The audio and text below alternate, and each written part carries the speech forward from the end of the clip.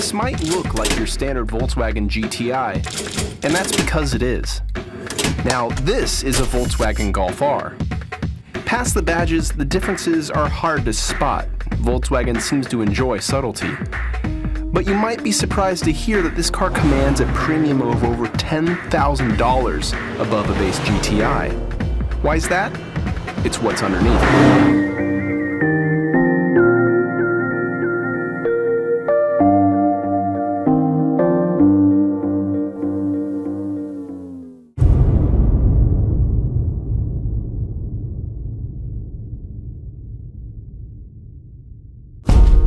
Visual changes on the Golf R are very subtle. You have new headlights, you have different bumpers front and rear. The front bumpers have bigger air inlets to let you know you're sucking in more air because you're going to make more power and torque. You have different wheels. The Golf R comes standard with 18-inch wheels, but this particular model, we're on the upgraded 19-inch wheels. Behind that, we have the GTI Performance Pack brakes. They're larger in diameter. And behind that, this particular Golf R has adjustable dampers that the driver can control.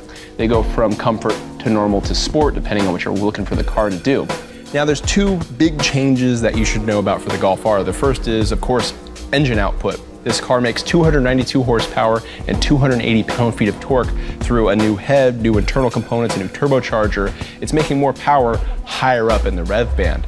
Now, it does weigh a bit more because of the second thing you should know, and that is the fact that this is all-wheel drive. We have a Haldex center differential that can selectively send torque front to rear depending on your traction situation up front, and it can also disengage completely under low throttle or low speeds for fuel economy. The car can also use its brakes selectively to help limit wheel spin or help the car turn around, but it also has 4 exhaust tips. Yeah, 4 exhaust tips.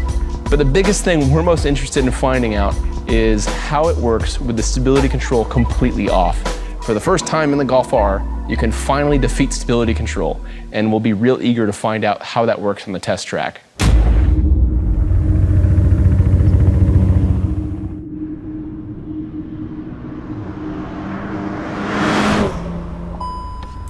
With all-wheel drive, the Golf R is much faster than the GTI, shaving nearly 1.5 seconds off its 60-mile-an-hour time and its quarter mile.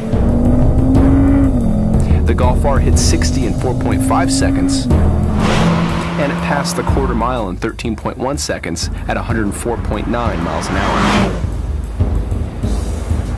The extra horsepower made the Golf R slightly faster around the figure 8, posting a best lap of 24.9 seconds.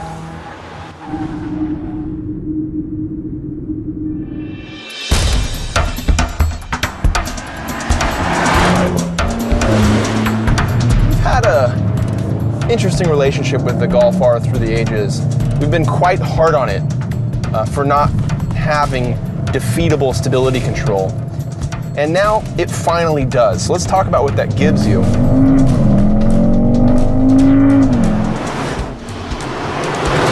When you have stability control off, it doesn't reveal any sort of magical limits past what the Golf R could do with the stability control on.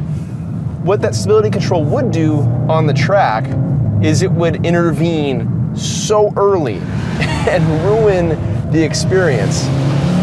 The stability control in this car, not only is it defeatable, it's far less invasive as a whole.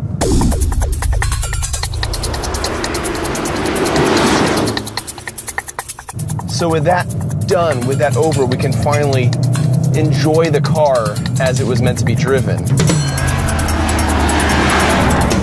And you can imagine it was meant to be driven very hard. This is a Golf R, and R is the letter you associate with things that are sporty or racing or fun to drive.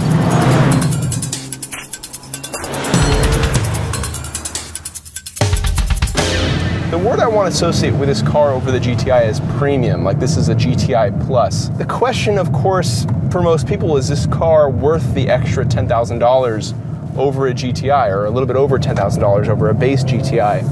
And I think for most people, the answer is no.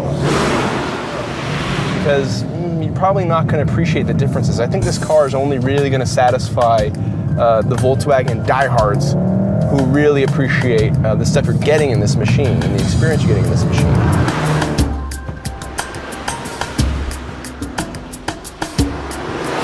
We are, of course, using the DSG. A manual is an option, but it won't be available until next year. This is what we had available to us now. And that's okay, because the DSG is a good transmission. I'm actually most impressed with the overall balance of the car, and I'm pretty impressed with the balance of the GTI too. This is a very confidence-inspiring, stable, well-balanced machine. It's able to dig out of corners pretty quickly without much fuss, and it delivers some pretty strong speed in the process. The thing feels really controlled and just nicely balanced again, with not a lot of either over or understeer. It just sort of digs out of corners and drives in a very controllable, balanced way, which is ultimately, I think, what you want out of a hot hatch.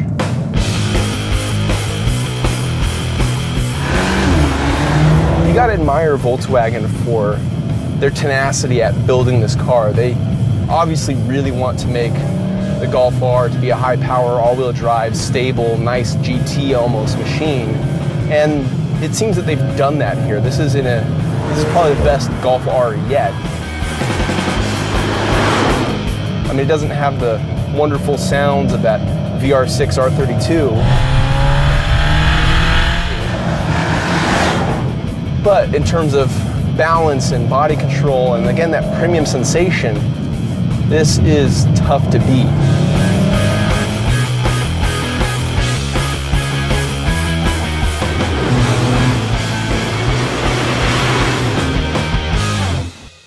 So the question is whether the Golf R is worth the money.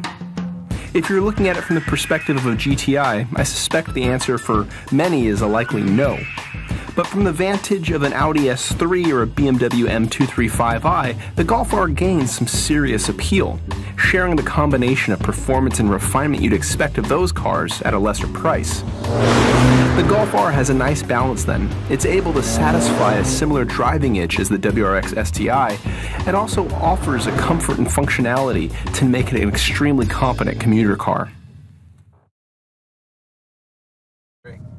I mean, this basically is an S3. Really? Yeah. I think it's the same engine. I'm not sure if the platform's like identical, but like it's close enough, and this is just cheaper. Like I think that's the thing. Because this does just, I mean, that's essentially what it is. Just a well-sorted Audi. It's not. It's a nice car. Like this is like, I think of this and I'm like, you know, I love my 328D, and this would be like a nice analog to the 328D. You know, like this just a solid, fun little